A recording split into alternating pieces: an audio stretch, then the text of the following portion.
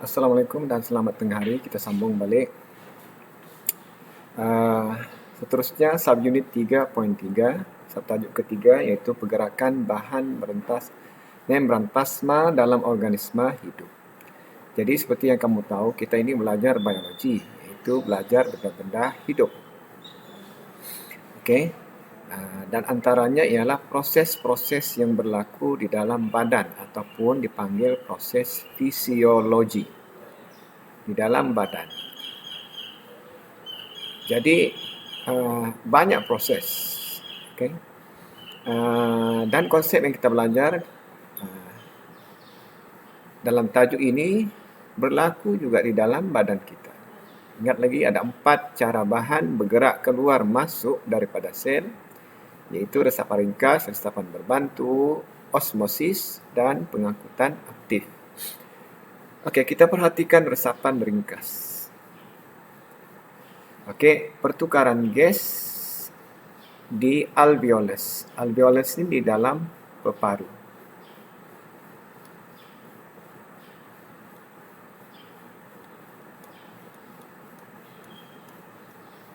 Okey, di dalam peparu kita tu ada struktur macam gelembung-gelembung kecil dipanggil alveolus dan dikelilingi oleh kapilari darah.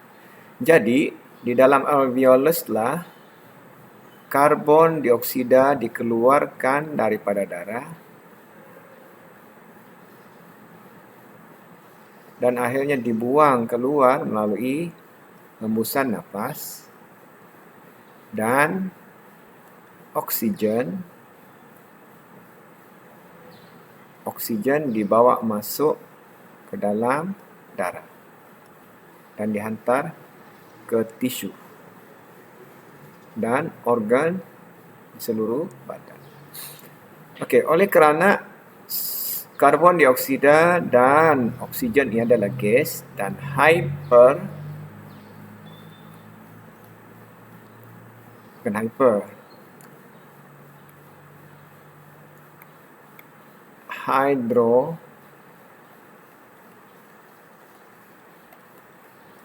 maka ia berentas membran plasma secara resapan ringkas. Okey, resapan ringkas. Kenapa? Kerana di sini di dalam alveolus peratusan oksigen tinggi, sementara di dalam rendah.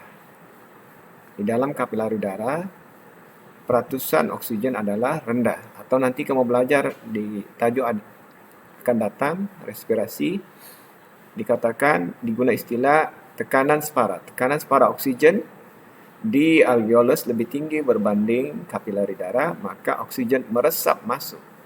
Jadi ingat prinsipnya, ada kecurunan kepekatan, tinggi ke rendah. Ada kecurunan tinggi ke rendah.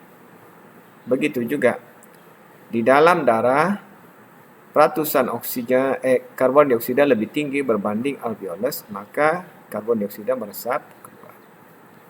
Okey, seterusnya kita lihat pengangkutan aktif di dalam akar. Okey, kamu tahu akar menyerap air daripada air dan garam mineral daripada tanah. Okey, kalau kita buat lukisan untuk menjelaskan lebih lanjut. Okey, ini satu sel akar, ada akar rambut dah.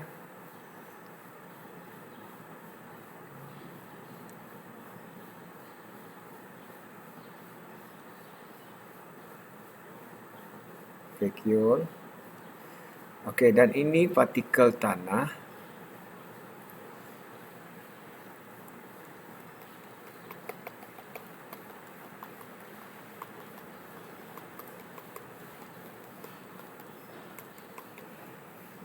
Okey, garam mineral. Macam mana garam diangkut? Jadi kamu tahu tumbuhan memerlukan garam mineral untuk pembesaran. Okey, nanti kamu belajar dalam bab nutrisi, ada nitrat, ada ferrum, fosforus, Okey. Bahan-bahan ini akan diangkut secara aktif ke dalam sel akar. Pengangkutan aktif.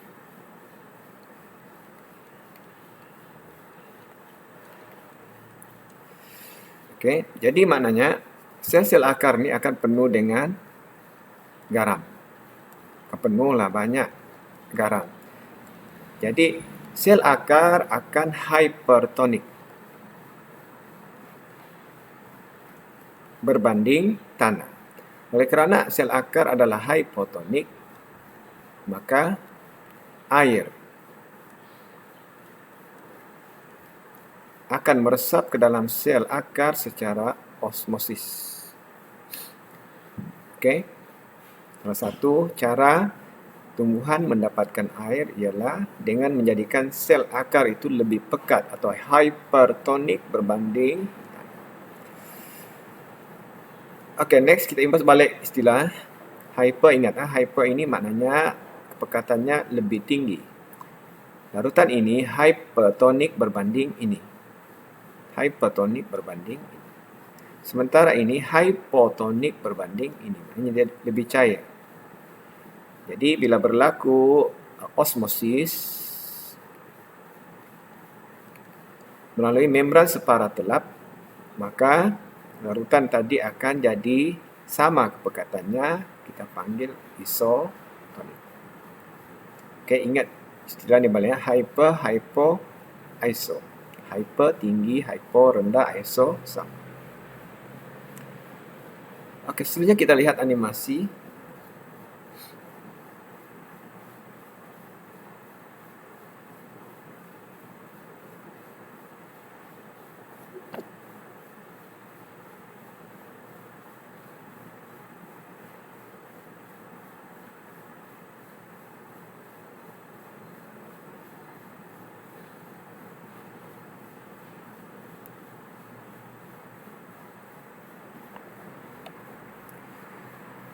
Okey, di sini ada beberapa keadaan sel apabila menjalani osmosis.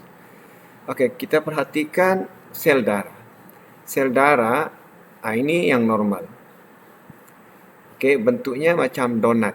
Di tengahnya nipis, di tepinya tebal. Bukan berlubangan, nipis. Okey, kalau kita letak dalam larutan hypertonik, air keluar, maka sel darah kecut. Sebaliknya, kalau letak dalam hypotonik, air masuk, maka sel darah merah kembang dan akhirnya meletus, pecah. Begitu juga dalam sel tumbuhan. Kecut, kembang. Okey, sitoplasma dan vakuole kecut, sitoplasma dan vakuole kembang. Okey, kecut, air keluar, kembang, air masuk. Kalau isotonik, tiada, sebab sama, masuk keluar sama. Cuma sel tumbuhan seperti yang kamu tahu ada dinding sel.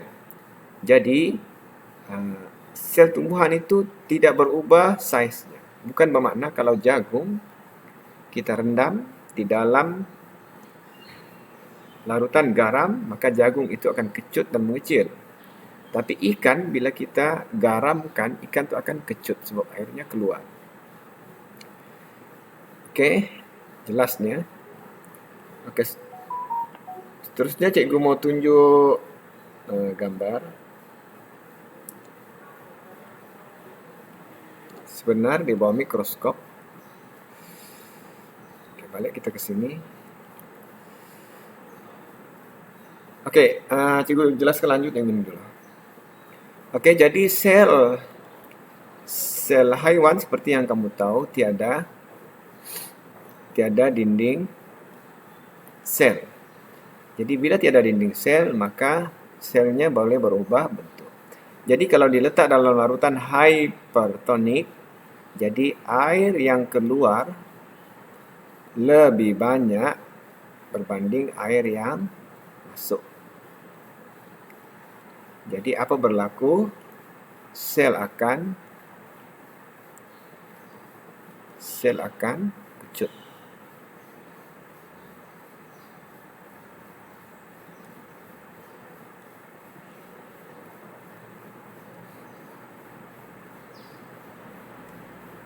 Sebaliknya, kalau sel tumbuhan diletak dalam larutan hipertonik, sel tidak berubah bentuk sebab ada dinding sel. Yang berubah ialah bahagian dalam sel. Apa dia? Sitoplasma akan kecut. Sitoplasma dan vacuole akan kecut. Kenapa? Sama juga alasannya, yaitu air yang keluar lebih banyak berbanding air yang masuk. Kadar pergerakan air keluar lebih tinggi berbanding kadar pergerakan air masuk. Okey, ini contoh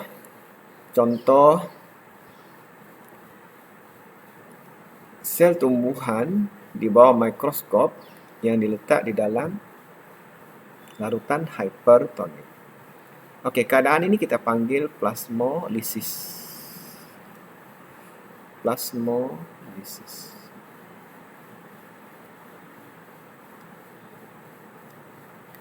Okey, perhatikan ini dinding sel.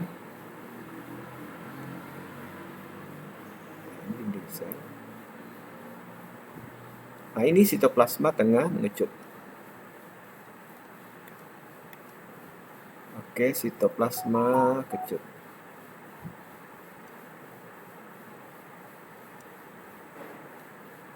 Paling cantik inilah. Okey, larutan tu diwarnakan. Kamu perhatikan sitoplasma tengah kecut. Okey, ini sel darah merah. Kalau kamu perhatikan yang ini, kamu tengok bergerigi sudah. Kenapa sel itu kecut? Kenapa kecut? Kerana banyak air hilang, keluar dari sel. Kecut. Okey, sebaliknya kalau diletak dalam larutan hipotonik, cair, maka air banyak masuk. Dan kamu perhatikan, tengok. Penuh air pewarnanya. Tapi bentuk sel tidak berubah sebab sel tumbuhan ada dinding sel. Kalau sel darah, kamu tengok kembang, lama-lama akan pecah nih. Sebab membran sel ini dia lembut. Okey, kita tengok paramecium. Macam mana paramecium dan amoeba mengatasi masalah kemasukan air berlebihan.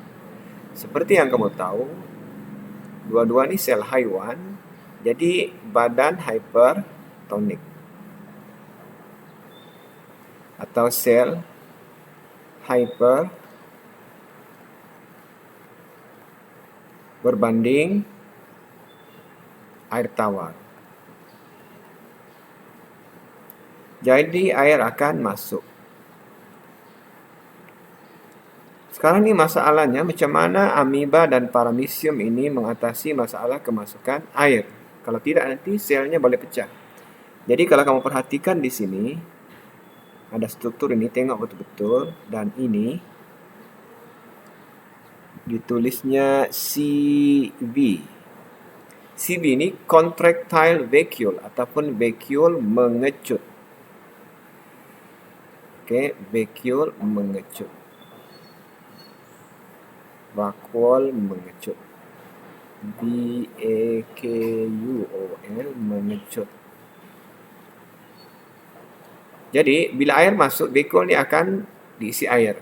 Bila sampai saiz tertentu, vakuol tu akan meletus membebaskan air dan kecut balik, kecil balik. Begitulah. Masuk air, kembang, kecut, kembang, kecut, kembang, kecut. Sama dengan ini. Okey.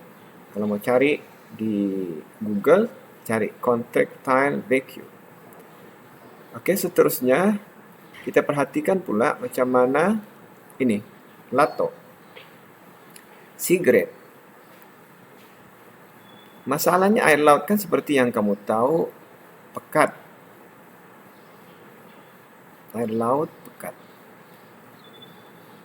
Kalau ikut logik biasa, air akan keluar. Kan? Maknanya nanti matilah rumpai laut kehilangan air. Tapi apa yang berlaku sebaliknya? Okey. air laut, bukan air laut, garam di dalam laut itu diangkut secara aktif. Garam. Jadi akhirnya rumpai laut hypertonik berbanding air laut. Maknanya rumpai laut lebih pekat, lebih masin berbanding air laut. Jadi oleh kerana dia hypertonik, maka air akan masuk. Jadi tidaklah mati kekeringan. Okey.